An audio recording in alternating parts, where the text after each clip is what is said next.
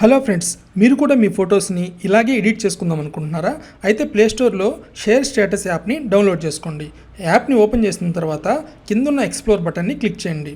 తర్వాత బ్యాక్గ్రౌండ్స్ పైన క్లిక్ చేయండి. ఇలా మీకు చాలా బ్యాక్గ్రౌండ్స్ కనిపిస్తున్నాయి కదా, వీటిలో మీకు నచ్చిన బ్యాక్గ్రౌండ్ని సెలెక్ట్ చేసుకోండి. ఇప్పుడైతే నేను ఈ బ్యాక్గ్రౌండ్ని సెలెక్ట్ చేసుకుంటున్నాను. బ్యాక్గ్రౌండ్ని ఓపెన్ చేసిన తర్వాత మీ ఫోటోని యాడ్ చేయడానికి యాడ్ ఫోటో పైన క్లిక్ చేయండి. ఇప్పుడు మీకు నచ్చినట్టుగా క్రాప్ చేసుకొని పైన క్రాప్ బటన్ని క్లిక్ చేయండి.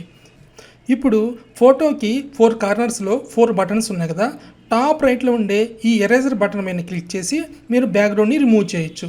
అలాగే ఇక్కడ బాటమ్ రైట్లో రీసైజ్ బటన్ ఉంది కదా, దీన్ని హోల్డ్ చేసుకుని మనం ఫోటోని చిన్నది కానీ పెద్దది కానీ చేయొచ్చు.